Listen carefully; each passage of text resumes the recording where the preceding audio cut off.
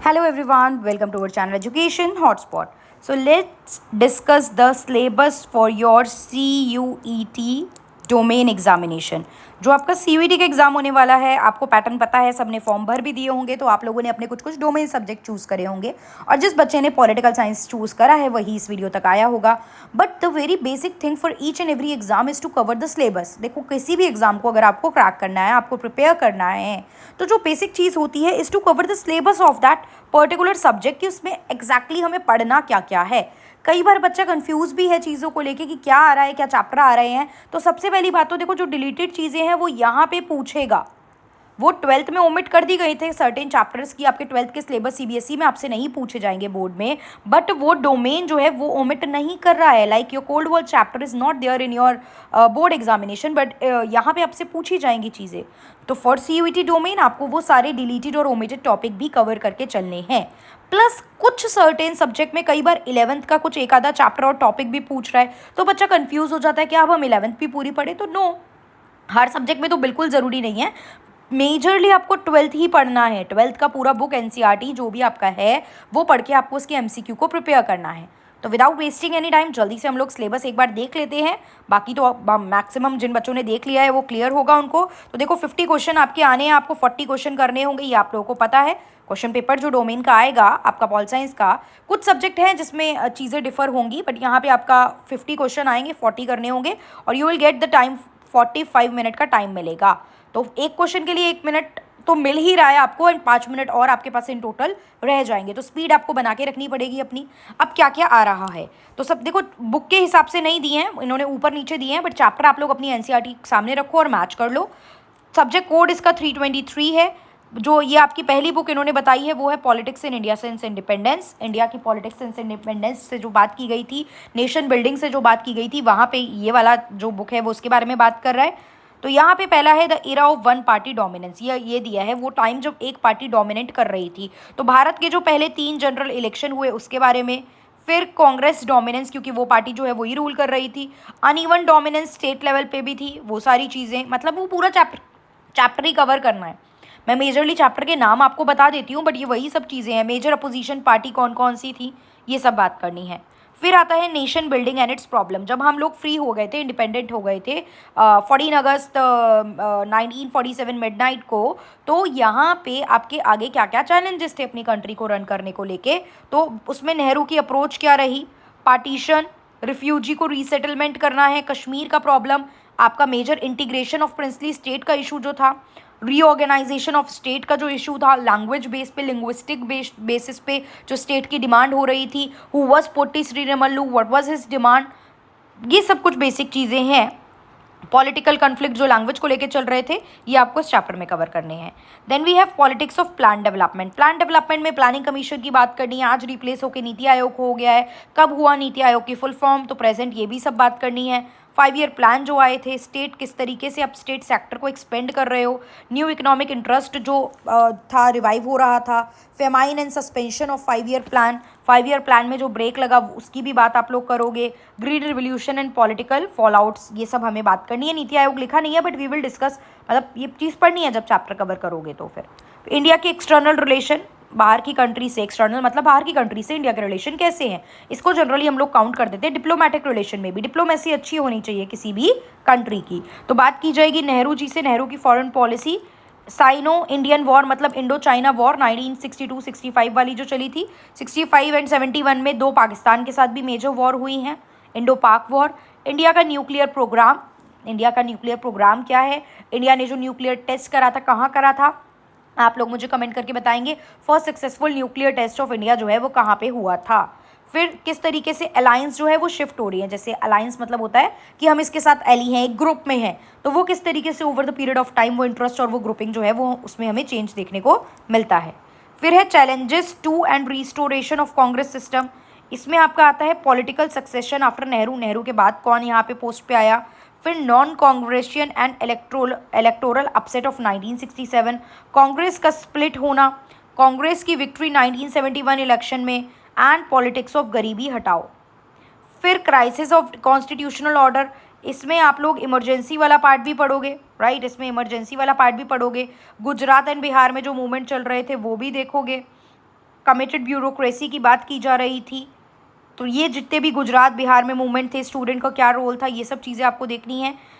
Emergency extra constitutional dimension मतलब emergency कैसे proclaim की गई, क्या इम्पैक्ट पड़ा, ये सब चीज़ें आपको देखनी है। 1977 के इलेक्शन और formation of the Janata Party. Then आपके पास नेक्स्ट टॉपिक आ जाता है regional aspiration and conflict. Region के बेसिस पे भी रीजनल पार्टी अलग अलग ग्रो करने लगी थी। पंजाब को लेके क्राइसिस हो रहा था। 1984 के जो सिख राइट्स थे, कश्मीर की सिचुएशन की बात करनी है, नॉर्थ ईस्ट में जो प्रॉब्लम्स आ रही थी, चैलेंजेस, वो सब यहाँ पे हमें डील करने हैं। तो रीजनल एस्पिरेशन की बात की जाएगी। Rise of new social movement, what exactly are new social movement, कौन कौन लोग थे जो ये मूवमेंट कंडक्ट कर रहे थे, जिसमें आपको farmer, women, environment related, what are old and new social movement, क्या डिफरेंस है दोनों में, क्या आइडियोलॉजी में डिफरेंस रहता है। देन इसी में आपका मंडल कमीशन जाता है, क्यों बनाई गई मंडल कमीशन, ओबीसी रिजर्वेशन के लिए, बैकग्राउंड उसका, इम्पैक्ट उसके, ये सब चीज़ें पढ़नी है। फिर इसमें आगे हमारे पास 9 चैप्टर है democratic upsurge and coalition politics. Coalition होता है जब दो पार्टी या 2-3 ग्रुप मिलके एक एली बना के गवर्नमेंट फॉर्म कर रहे हैं, तो वो पार्टिसिपेटिव अपसर्ज जो 1990 में हुआ।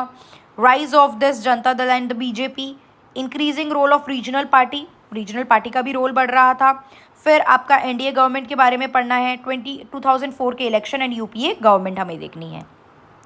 रीसेंट इश्यूज एंड चैलेंजेस मतलब ग्लोबलाइजेशन जो आ रहा है उसकी वजह से क्या इश्यूज़ है, इकोनॉमिक पॉलिसी जो आती है उसको अपोजिशन किया जा रहा है उसका क्या रीज़न है, rise of OBC in north Indian politics, Dalit politics, ये सब चीज़ें, अयोध्या डिस्प्यूट, गुजरात राइट्स, ये सब इस चैप्टर में और फर्दर इश्यूज जो अराइज हो रहे थे वो भी देखने हैं।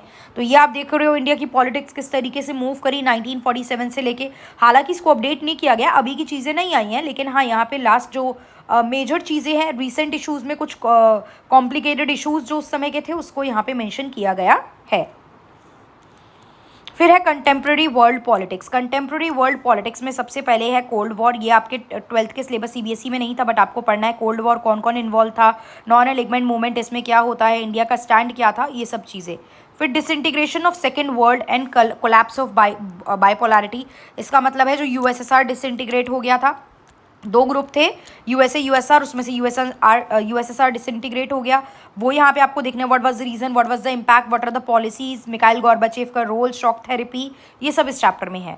Then US dominance in world politics मतलब यूएस डोमिनेट करने लगा जब यूएसएसआर डिसइंटीग्रेट हो गया, तो अब तो एक ही पावर बची है यूएसए। 9/11 का रिस्पॉन्स, अटैक ऑन इराक, ये सब आपको यहाँ पे पढ़ने हैं। ठीक है, कुवैत पे इन्वेजन के बाद जो उसको फ्री कराने के लिए यहाँ पे अटैक किया गया था, ये सब चीज़ें इस पर्टिकुलर चैप्टर में पढ़नी है कि यूएस अपनी हेजेमनी शो करने के लिए क्या क्या चीज़ें यूएस की हमें देखने को मिलती हैं। डन। देन हमारे पास alternative centre of economic and political power. अभी तो यूएस डोमिनेट कर रहा था, कुछ ऑर्गेनाइजेशन बनी, लेकिन there are certain other organization जो और बनाई जाने लगी, जैसे आसियान बन रहा था, यूरोपियन यूनियन था, इस तरीके की ऑर्गेनाइजेशन बन रही थी जो इकोनॉमिकली और पॉलिटिकली ग्रुपिंग्स बना रही थी टू ग्रो देमसेल्फ, अपने आप को ग्रो करने के लिए। फिर South Asia in post cold war era, cold war हो गया, ख़त्म हो गया, उसके बाद साउथ एशिया का क्या रोल है यहाँ पे वो आपको सब देखना है, जिसमें आपको डेमोक्रेसी पाकिस्तान में किस तरीके से आई, नेपाल में, श्रीलंका में कॉन्फ्लिक्ट जो थे, ये सब चीज़ें देखनी है। फिर सर्टेन इंटरनेशनल ऑर्गेनाइजेशन आपको देखनी है। जब यूएसए बचा था, यूनिपोलर वर्ल्ड हो गया था, तो क्या इंटरनेशनल ऑर्गेनाइजेशन जो थी वो वर्क कर रही थी, तो वो सारी ऑर्गेनाइजेशन के बारे में आप यहाँ पे इस पर्टिकुलर चैप्टर में देखेंगे। Then security in the contemporary world, इसमें आप टेररिज्म देखेंगे, थ्रेट टू सिक्योरिटी क्या होता है, poverty, health, education, human rights, migration, इन सब के इशूज़ क्या है, इनके साथ कैसे डील किया जाएगा, ये सब चीज़ें। एनवायरमेंट एंड नेचुरल रिसोर्सेज, क्योंकि environment is also a very important part for all the nation of the country. ठीक है, रियो समिट हुआ था, अर्थ समिट हुआ था, ग्लोबल कॉमन है, सस्टेनेबल डेवलपमेंट गोल, हम इंटरनेशनल लेवल पे सब लोग 17 गोल्स हैं जिन्हें हम अचीव करने की कोशिश कर रहे हैं, तो एनवायरनमेंट तो सबके लिए एक कंसर्न का टॉपिक है। तो एनवायरनमेंट को लेकर जितने भी मूवमेंट हुए हैं, आपके जितने भी आपके ग्लोबल एनवायरनमेंट नॉर्म सेट हो रहे हैं, ये सब आपको यहाँ पे देखने हैं। फिर लास्ट जो आपको देखना है globalization and its critics. What exactly is globalization, globalization के कितने एस्पेक्ट होते हैं, कितने टाइप का ग्लोबलाइजेशन होता है, उसका क्या इम्पैक्ट पड़ता है, इंडिया एंड ग्लोबलाइजेशन मतलब इंडिया में ग्लोबलाइजेशन कैसे कब आया और उसके क्या इम्पैक्ट पड़े, what are the positive and what are the negative point of that globalization for India. Clear? So this is the complete syllabus of your CUET domain political science. Hope it is clear to all of you, किसी को कोई doubt नहीं है। In case you want me to share this syllabus then आप Telegram को join कर लो education hotspot के, और इस वीडियो के नीचे मुझे कमेंट करके बता दो that yes we want this syllabus. तो अगर आपको ये सिलेबस चाहिए then I will share this on the Telegram, just mention it in the comment box, yes we need it. And if you want more videos for the syllabus, आपको किस subject की next syllabus detail video चाहिए, आप लोग मुझे फटाफट comment करके बताइए सो दैट आपकी कंफ्यूजन दूर हो सके और आप जल्दी से जल्दी अपनी तैयारी जो है वो स्टार्ट